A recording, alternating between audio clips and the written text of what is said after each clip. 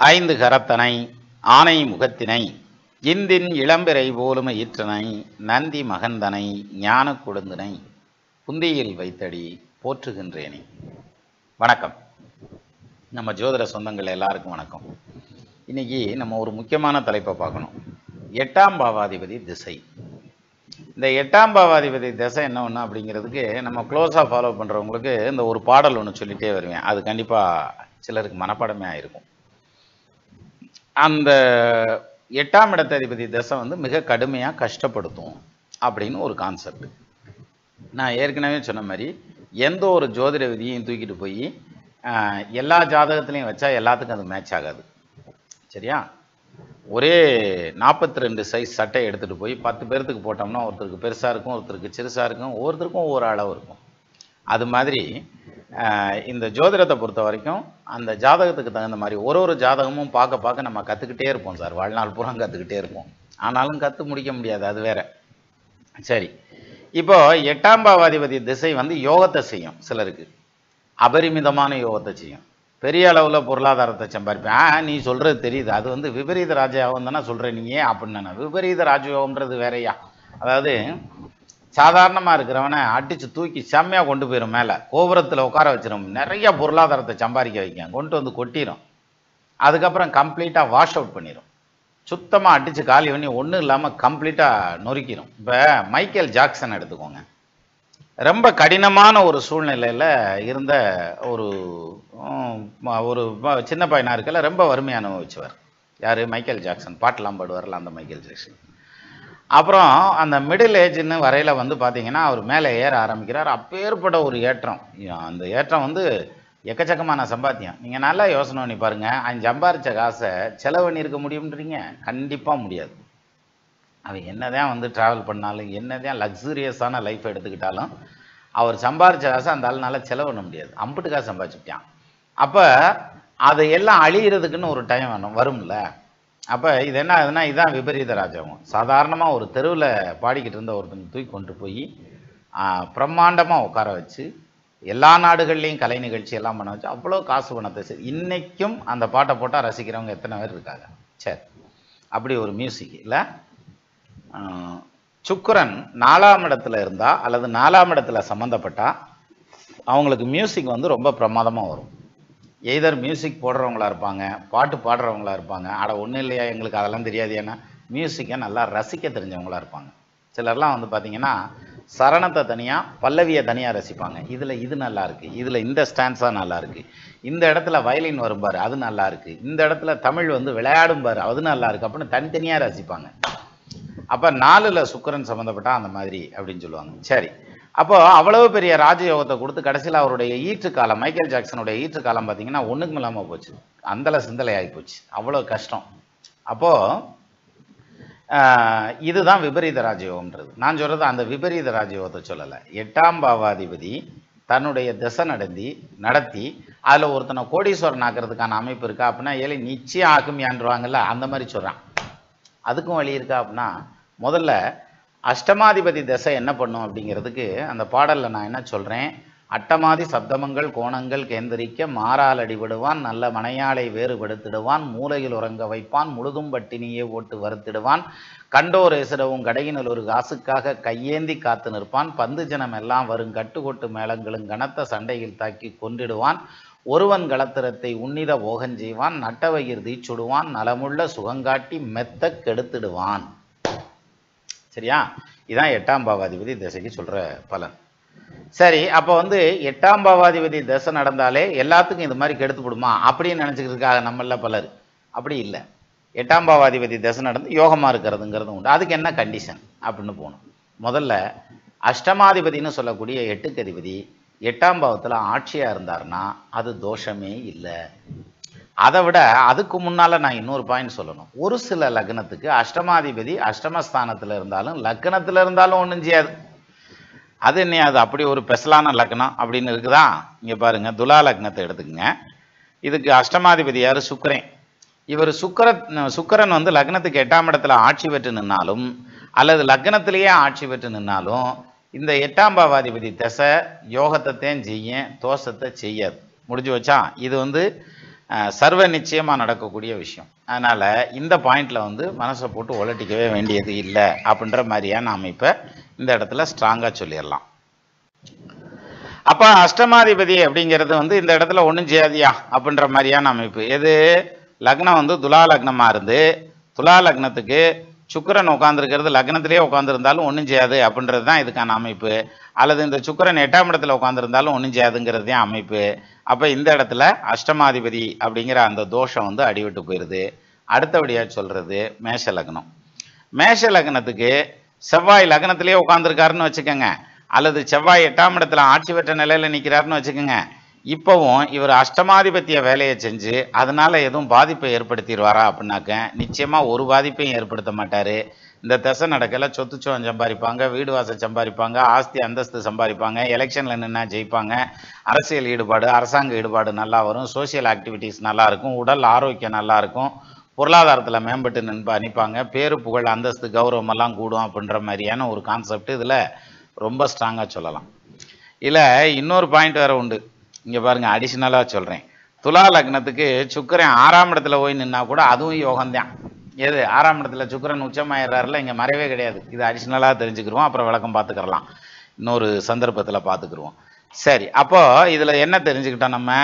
துலா லக்னத்திற்கும் அதே மாதிரி மேஷ லக்னத்திற்கும் லக்னத்துக்கு 8ஆம் பாவாதிபதி எங்கன்னா உட்காந்துருந்தாலும் பிரச்சனை இல்லை. எது லக்ன கேந்திரத்தில் உட்காந்துருந்தாலும் 8ஆம் இடத்துல உட்காந்துருந்தாலும் 1-4-7 கேந்திரத்தில் உட்காந்துருந்தாலும் 1-5-9 திரிகோணத்தில் உட்காந்துருந்தாலும் எங்கே உட்காந்துருந்தாலும் பிரச்சனை இல்லை.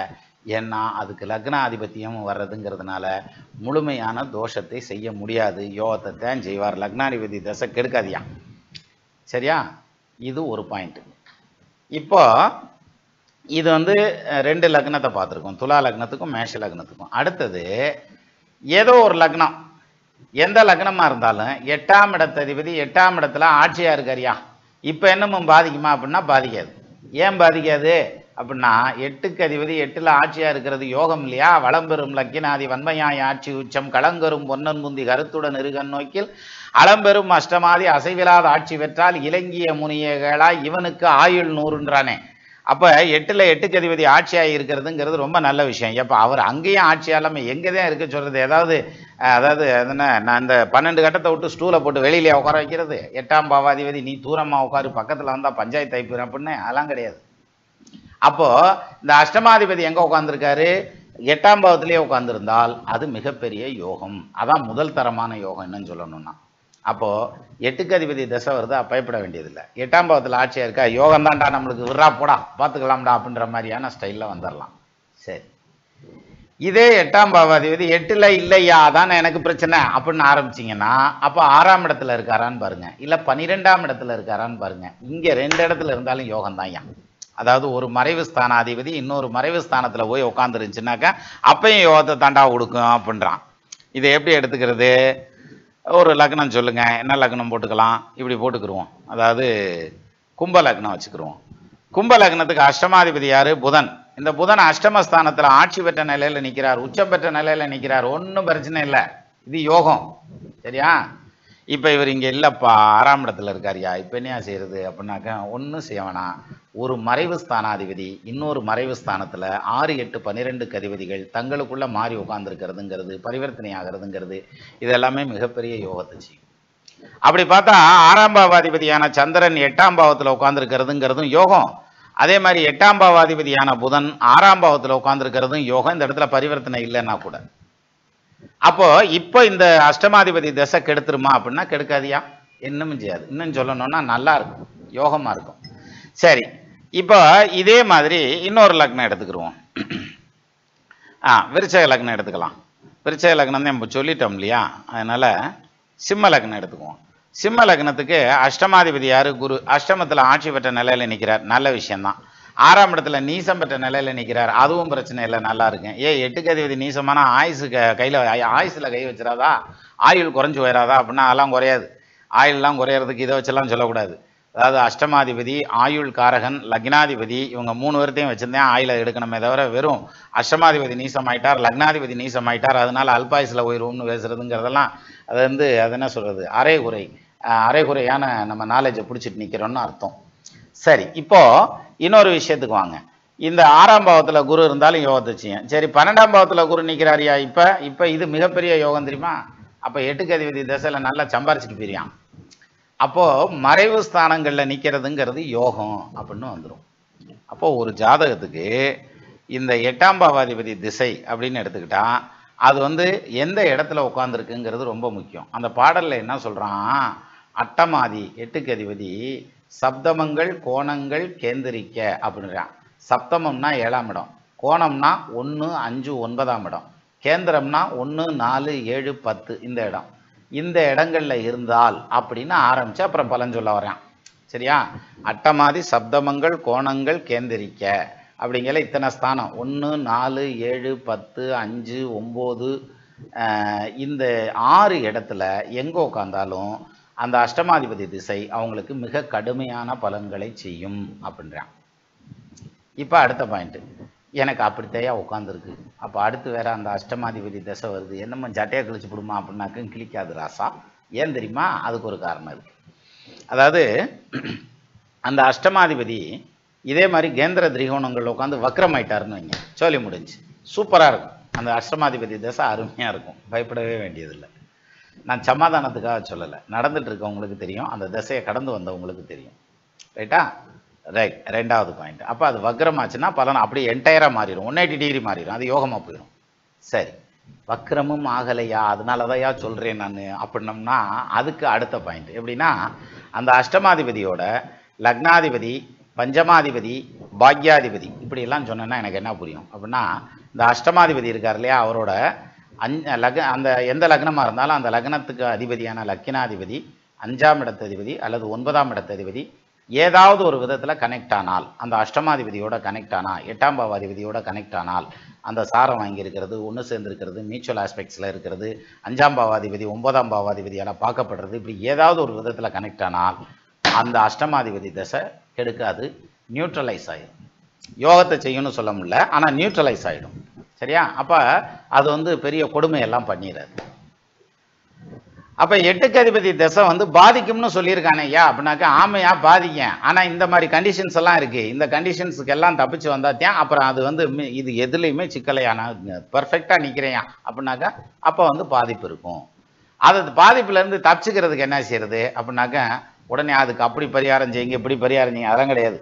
அது மாதிரி பாதிக்கிற மாதிரி இருந்ததுன்னா பூர்வீகத்திலேருந்து இடம் மாறி உட்காந்துருந்தா போதும், வேறு என்னமும் செய்ய வேண்டியதில்லை, அது வாட்டுக்கு ஸ்டெபிளைஸ் ஆகிக்கும். ரொம்ப சிம்பிள் சார், அதுவாக ஸ்டெபிளைஸ் ஆகிடும்.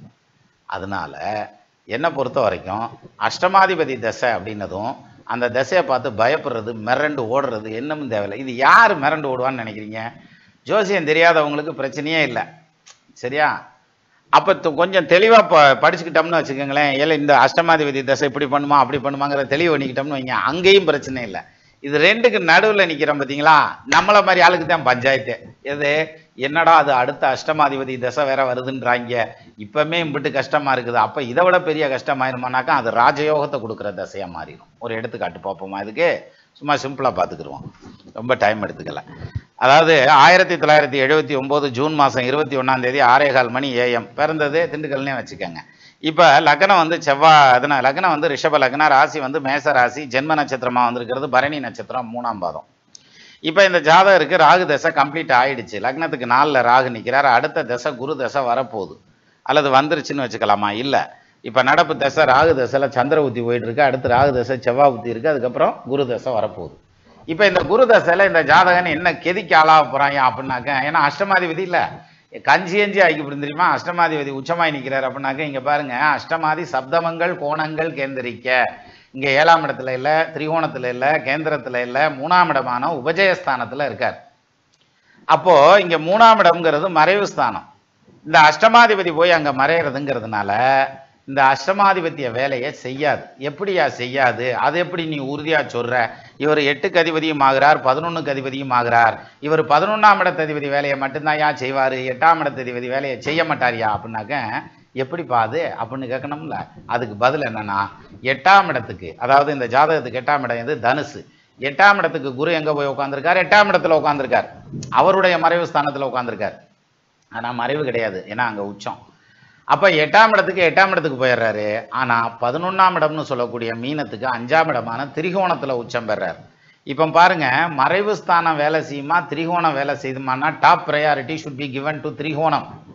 அப்போ திரிகோண ஸ்தானத்துக்கு தான் அது பர்ஃபெக்டாக வேலை செய்யும். இங்கே லாபாதிபதி வேலையை செய்யும். தனகாரகன் உச்சம் பெற்ற நிலையில் நிற்கிறார் இந்த ஜாதகாரன் கோடீஸ்வரன் குரு தசையில். அப்போ இதில் பாருங்க, இந்த திசையில் இந்த ஜாதகர் சம்பாதிக்க போறார் பெரிய அளவில். ஆனால் இவருக்கு ஜோசியம் தெரியுன்றதுனால ஐயா எப்பா அடுத்து குரு தசை வருது அவ்வளோதான்டா உருட்டிரும்டா நம்மளை அப்படின்ற மாதிரி பிரமாதமாக பயப்படுறாரு. ஏன்னா தைரியஸ்தானத்தில் குரு, தைரியஸ்தானத்தில் குரு இருந்தால் பயப்படுவாங்க நிறையா. அது உச்சம் ஆட்சிங்கிறதெல்லாம் அப்புறம். அப்போ இந்த இடத்துல வந்து நம்மளுடைய புரிதல் மட்டும்தான் மாறுதலா நிற்குது அப்படிங்கிறது தான் அர்த்தம். அப்போ இந்த ஜாதகத்தை பொறுத்த வரைக்கும் குருபகா திசை அப்படிங்கிறது கோடீஸ்வரனா கொண்டு போகக்கூடிய திசை. அதுவும் அவர் சனி சாரம் வாங்கியிருக்கிறதுனால, அதாவது ரிஷப லக்னத்துக்கு யோகாதிபதியினுடைய சாரம் வாங்கியிருக்கிறதுங்கிறதுனால மிகப்பெரிய அளவில் இந்த ஜாதகனுக்கு யோகத்தை செய்யக்கூடிய அமைப்பு. அப்போ குரு பார்க்குற இடம் பூரா விருத்தி ஆகும்டான்ட்டான். எது இப்போ இந்த குரு தசை வருது பாருங்க, இந்த குரு தசையில் குரு எங்கெல்லாம் பார்க்குறாரு, 5ஆம் பறவையா 7ஆம் இடத்தை பார்க்குறாரு. மனைவி குடும்பம் குழந்தை ஊட்டி அந்த ரேஞ்சு. அதே மாதிரி நண்பர்கள் பார்ட்னர்ஷிப்பு அது மாதிரியான ரேஞ்சு. அதே மாதிரி அவர் பார்க்குறது பாக்கியஸ்தானம்னு சொல்லக்கூடிய 9ஆம் இடத்தை பார்க்குறாரு. அனைத்து விதமான பாக்கியங்களும் வாகன வசதி சொத்து சுகம் வீடு வாசல் ஆஸ்தி அந்தஸ்து போக்குவரத்து அத்தனையுமே கிடைக்கும்.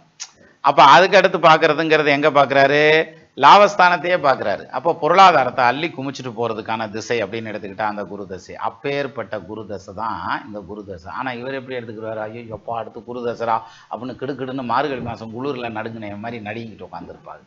இதுக்கு காரணம் நம்மளுடைய புரிதல் தான், வேற ஒன்றும் கிடையாது. இதே மாதிரி நிறையா புரிதல்கள் தவறான புரிதல்கள் நம்ம ஜாதகத்திலே இருக்கும். ஒரு தடவை வெரிஃபை பண்ணி பாருங்கள், பர்ஃபெக்டாக தைரியமாயிடலாம்.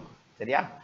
அப்போது மீண்டும் இன்னொரு வீடியோவில் நம்ம சந்திக்கலாம். நமது நண்பர்கள் ஆள் போல் தழைதழைத்து அருகது போல் வேரூன்றி மூங்கில் போல் கிளைகிழைத்து முதியாமல் வாழ்ந்திருக்க வாழ்கவென வாழ்த்தி அமைகிறேன். வணக்கம்.